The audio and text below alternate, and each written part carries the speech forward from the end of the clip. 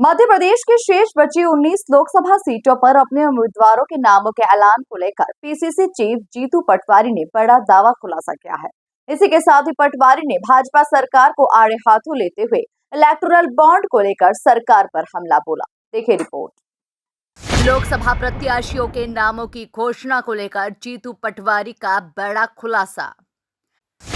19 मार्च तक जारी हो सकते हैं प्रदेश की शेष बची सीटों पर उम्मीदवारों के नाम।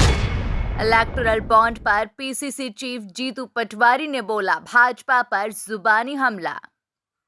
आचार संहिता लगने के बाद प्रदेश कांग्रेस अध्यक्ष जीतू पटवारी ने केंद्र और प्रदेश सरकार पर जमकर हमला बोला।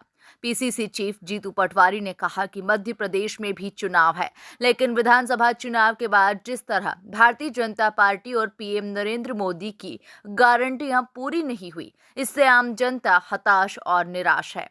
वहीं इस दौरान उन्होंने शेष बचे प्रत्याशियों को जल्द ही चुनाव मैदान में उतारने की बात कही। डिटेल में अलग अलग स्केल पे हम अपनी बात कहते हैं। मैं एक ये लिखित अपने बयान के माध्यम से आपको पूरी डिटेल दूंगा, पर कुल मिला के चुनाव की इस बेला में, लोकतंत्र की इस भारतवर्ष के उत्सव में देश की जनता को ये याद रहना चाहिए कि नरेंद्र मोदी जी ने जो देश बनाने की बात की थी, न्यू इंडिया बनाने की बात की थी, उसके विपरीत भ्रष्टाचार के तांडव वाला इंडिया बना दिया है, जिसमें पंगु बना दिया मीडिया को, जिसमें पंगु बना दिया स्वायत्त संस्थाओं को, जिनको एजेंसियों को आधार बनाया भ्रष्टाचार का, डराने का, धमकाने का और वसूली का। ये इससे पहले देश में कभी नहीं हुआ। मैं मानता हूं कि देश जाने समझे, और इसके विपरीत कांग्रेस पार्टी ने हमेशा अधिकारों की बात की। हमने सूचना का अधिकार दिया। नरेंद्र मोदी जी ने सूचना के अधिकार का जितना एक तरह से पंगु बनाया इनकी सरकार ने, सर्वविदित है। और उसके विपरीत जो पीएम केयर फंड की एक जानकारी देश के सामने नहीं आई। जिन उद्योगपतियों ने पीएम केयर फंड में पैसा दिया उसका क्या हुआ, अल्टीमेटली वो भी तो जैसा वसूली ये हुई वैसी वसूली का माध्यम तो नहीं था, वैसा ही वसूली का माध्यम तो नहीं था। उस पर भी सुप्रीम कोर्ट में और हाई कोर्ट में कई पिटीशन लगी है। मैं मानता हूं कि वो भी एक दिन सामने आएगा। तो जो नरेंद्र मोदी जी मेरे आगे पीछे कोई नहीं है, न खाऊंगा न खाने दूंगा, भ्रष्टाचार रहित देश बनाऊंगा, स्विस बैंक की लिस्ट लाऊंगा, 15-15 लाख डालूंगा, ये ऐसे नारे दिए थे करप्शन के अगेंस्ट। कांग्रेस का एक एक नेता जेल की सलाखों के पीछे रहेगा, स्विस बैंक पे इन्हीं के पैसे हैं। ये क्या हुआ और निकला क्या, ये देश जाने। इलेक्टोरल बॉन्ड को लेकर पीसीसी चीफ जीतू पटवारी ने सरकार पर हमला बोलते हुए कहा कि चुनावी बॉन्ड के पैसे से बीजेपी ने सरकार, विधायक, सांसद खरीदे।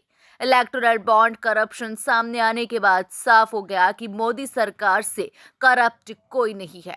उन्होंने कहा चुनावी बॉन्ड जबरन वसूली का उदाहरण बना है। सुप्रीम कोर्ट की लताड़ के बाद डाटा सामने आया है। जैसा मैंने कहा, हमने अभी 29 तारीख को आंदोलन किया था। अब जैसे ही मंडी चालू होगी, हम ये मुद्दा हमारी अस्मिता का मुद्दा है, कांग्रेस की, किसानों की, दोनों की अस्मिता का मुद्दा है।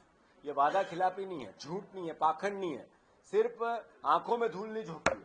इन्होंने हमारी अस्मिता के साथ खेला है। भारतीय जनता पार्टी ने किसानों की अस्मिता के साथ खेला है। आपने 2700 रुपए का बोला और 150 रुपए बढ़ाए। ये अपने आप में एक मैसेज देता है कि तुम कमजोर लोग हैं, हम तुमसे वोट लेंगे, पर आपको कुछ नहीं देंगे, कुछ नहीं कर सकते हो आप।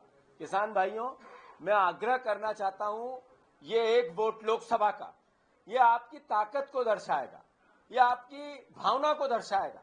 अगर आप इस तरीके से आपके बच्चों के हित के लड़ाई नहीं लड़ सके और झूठ और पाखंड के भ्रम के बाद भी आपने पार्टी को सर पे लिया, इसका मतलब है आप अपने अस्तित्व को मिटाने की कोशिश कर रहे हैं।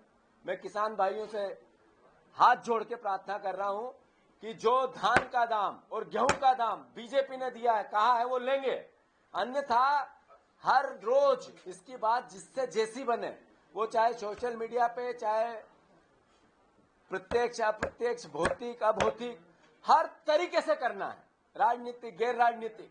मैं हाथ जोड़ के प्रार्थना करता हूं, कांग्रेस पार्टी ये लड़ाई पूरी लड़ेगी। कुल मिलाकर देखा जाए तो लोकसभा चुनाव की उल्टी गिनती के बीच प्रदेश कांग्रेस अध्यक्ष जीतू पटवारी ने इलेक्टोरल बॉन्ड पर भाजपा सरकार पर जुबानी हमला बोला। Bureau report, MP news Bhopal.